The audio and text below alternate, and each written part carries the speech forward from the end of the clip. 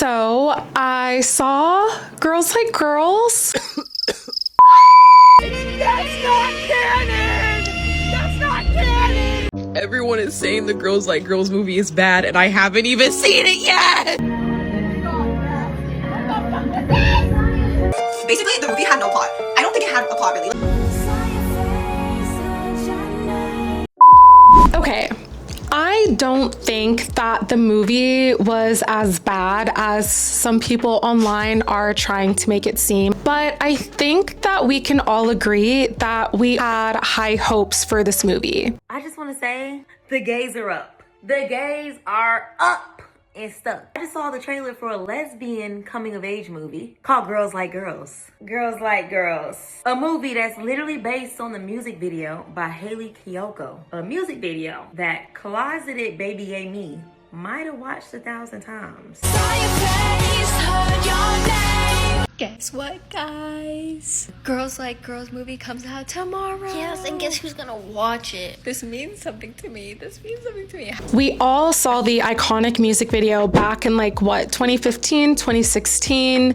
And when we saw the trailer, I think we just had high hopes. We want to have our heated rivalry moment. I don't think we've had that moment since Orange is the New Black, and it's just long overdue. Quick disclaimer, by the way, I am not a Haley Kiyoko stan. I know who she is because I live on the internet and I am in lesbian spaces on the internet, so my review of this film is going to be super unbiased. Okay, so I don't want to waste any time here. Let's get into my thoughts. If you clicked on this video, I'm assuming that you've already seen the movie, so just know that there are going to be spoilers in this. So first, I want to get into what I liked about the film. I liked the cinematography. I love how the main character, Coley, had a lot of personal development throughout the film. I loved the nostalgic feel of this film. I think it took place in 2006, and I loved the music, of course. I was 12 years old during 2006, and it just brought back so many memories.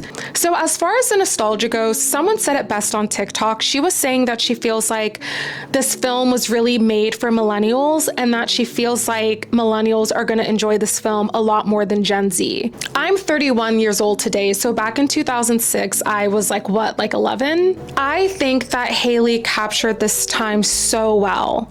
And it felt really realistic for the time, seeing how Sonia was really struggling with her sexuality and just being so concerned about what other people would think of her and what her family would think, what her friends would think. I remember when I was in high school, and which feels like forever ago, and people were not out. There was probably 1 or 2 people that were out. Times are so different now, and I'm really happy for Gen Z. I'm happy for the younger generation, but I remember what it was like back then, and it was so different than it is today. So I can see some of the younger generation watching it and just feeling like the film is so outdated because the younger generation today is just growing up in a totally different time. So I want to get into what I disliked and some problems that I had with this film and some problems that other people had with this film. And I want to talk about what I think would have made this film better. Okay, so what I disliked. The storyline just fell flat in so many areas, including the intro, which is never a good sign. You know when you start a movie and you're like, oh, I'm not gonna like this film. That's kind of how I felt when the movie started. The other thing that I didn't like about this film is that there really was not a lot of character development from the love interest Sonia, and I'm really huge on character development. So her character just kind of felt like I just didn't like her. As the film was progressing, I was like, girl, leave Coley alone.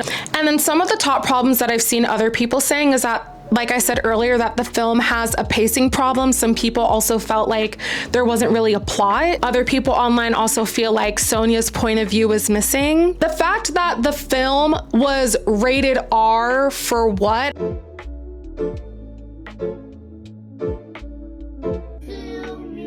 It's not your birthday, boys. I'm Ariana.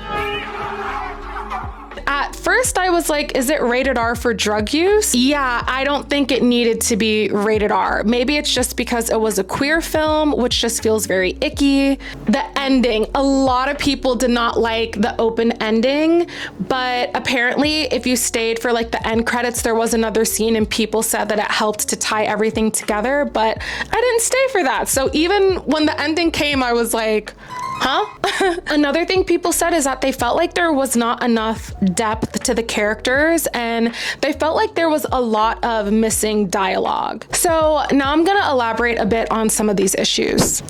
Like I said, for the 5th time, the storyline just fell flat in many areas. And I think what really would have made this film better is if we saw Sonia and Coley's identity crisis a lot more side by side and we saw inner dialogue from the both of them and we could compare and contrast what was happening. So Coley is like the main character of the film. She has a lot more scenes. We see a lot more of her background story. We see her struggling with her relationship with her dad.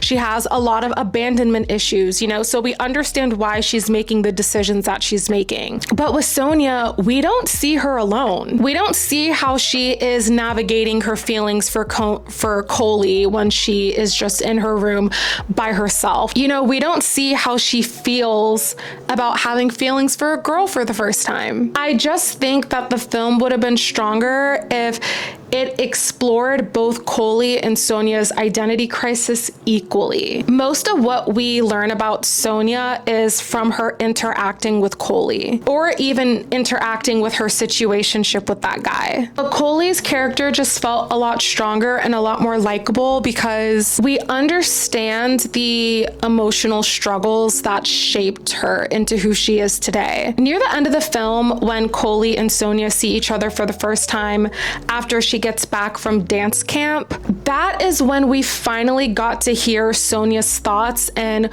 what she's been thinking and feeling. That actually was one of my favorite scenes in the film. I loved how Coley just seemed so grounded and a lot stronger, and she was like, look, I'm not gonna let you play in my face again. I've been doing fine without you.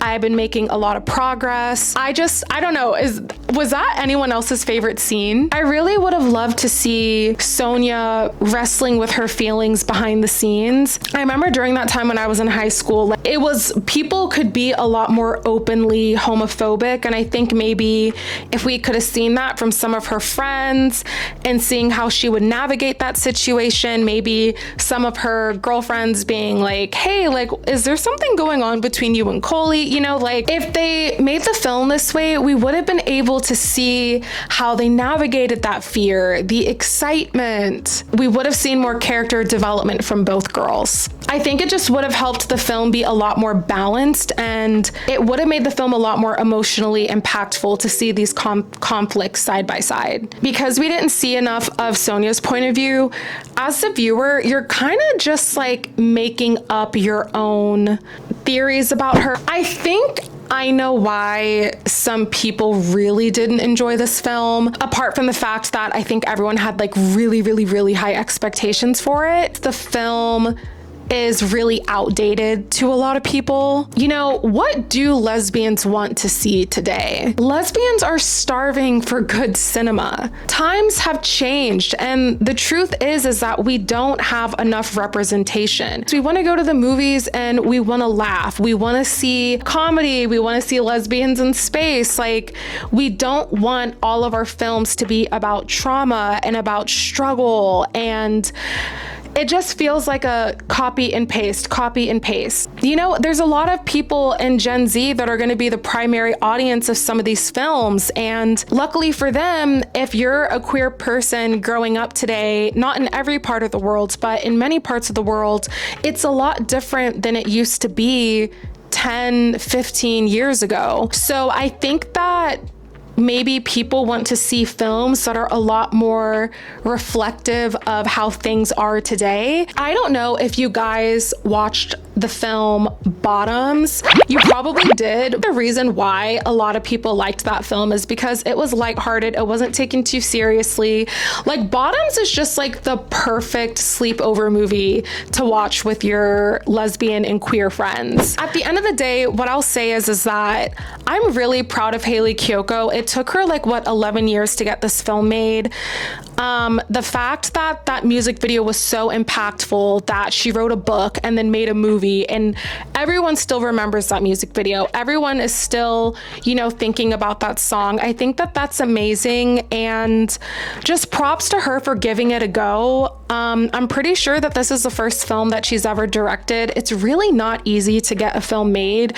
So of course it wasn't perfect, and I wasn't expected it to be, I personally was not expecting it to be a heated rivalry moment, but I did have high expectations. And as soon as the movie started, I was like, okay, I think off the bat, I need to lower the expectations that I have. I think that this is still a win for us. And I've talked about this in some of my other videos, but I watch a lot of Thai GLs, and part of the reason that I watch Thai GLs is because I want to see a happy ending. I want to see two women happily together. I don't want to see too much trauma, but I understand that Thai GLs are not going to be everyone's cup of tea. I think that as we're getting more lesbian cinema made, that hopefully Hollywood can take notes on what we want to see and what we like and what we don't like, and really listen to our critiques, and then moving forward can really apply those, because we are just at the beginning of, you know, Hollywood,